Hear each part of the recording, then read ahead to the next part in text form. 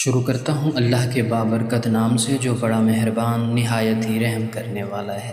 السلام علیکم ورحمۃ اللہ وبرکاتہ۔ امام شافعی رحمہ اللہ کے زمانے کا واقعہ ہے کہ ایک علاقے کا حاکم اپنی بیوی کے ساتھ اپنے گھر میں تنہائی کے لمحات میں تھا۔ خاوند بڑے اچھے موڈ میں تھا مگر بیوی کسی وجہ سے اس سے ناراض تھی۔ اب خاوند جتنا اس سے محبت اور پیار کی باتیں کرتا وہ بیوی اتنا اس سے چڑھتی اور اس سے بدتمیزی کرتی، حتیٰ کہ جب خاوند نے بہت زیادہ اس سے محبت کا اظہار کیا تو عورت کا دماغ اس وقت گرم تھا۔ وہ بے وقوف آگے سے کہنے لگی کہ جہنمی پیچھے ہٹ، مجھے ہاتھ مت لگا۔ اب جب اس نے اپنے خاوند کو جہنمی کہا تو آخر وہ بھی تو مرد تھا، اس کو غصہ آ گیا۔ اس نے کہا کہ اچھا اگر میں جہنمی تو پھر تجھے میری طرف سے طلاق۔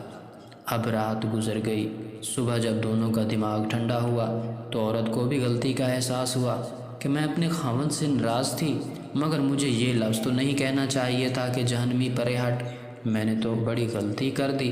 اب وہ اپنے خاوند سے پوچھنے لگی کہ جی کیا مجھے طلاق ہو گئی؟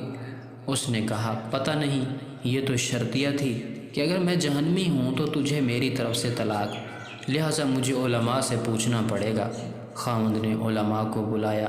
علماء کہنے لگے اس کا جواب ہم تو نہیں دے سکتے، اس لیے کہ کون گارنٹی دے کہ آپ جہنمی نہیں ہیں؟ کون فیصلہ کر سکتا ہے؟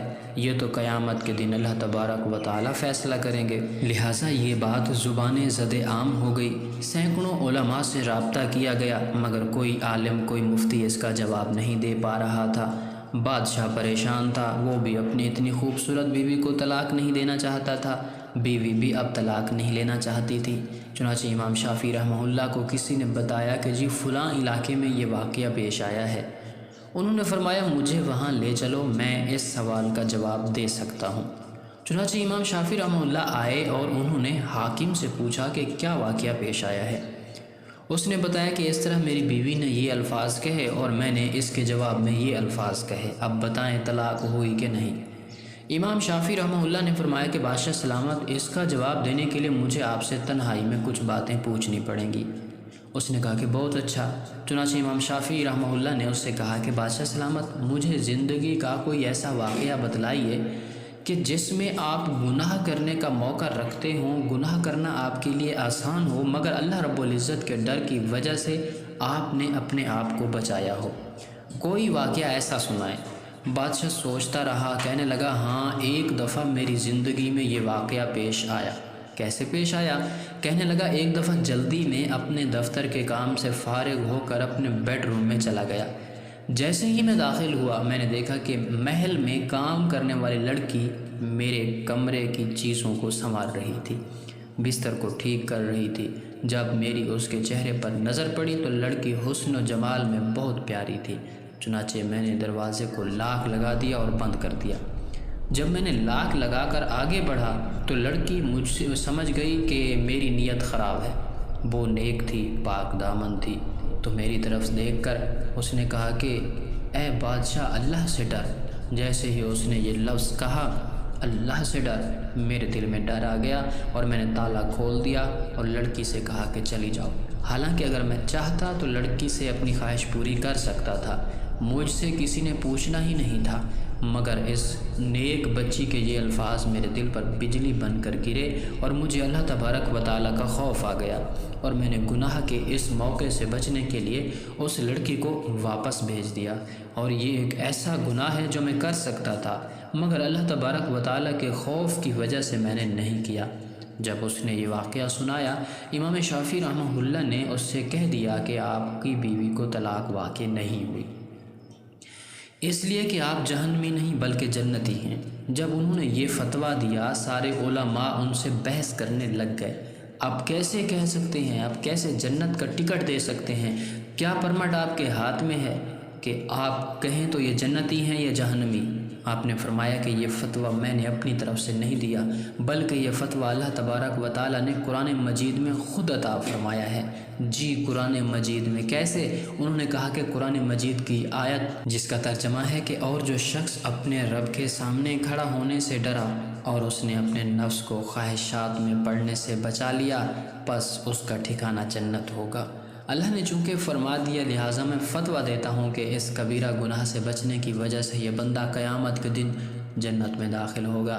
امیر المومنین حضرت عمر فاروق رضی اللہ تعالیٰ عنہ کے زمانہ مبارک میں ایک نوجوان بہت متقی و پرہیزگار اور عبادت گزار تھا، حتیٰ کہ حضرت عمر فاروق رضی اللہ تعالیٰ عنہ بھی اس کی عبادت پر تعجب کیا کرتے تھے۔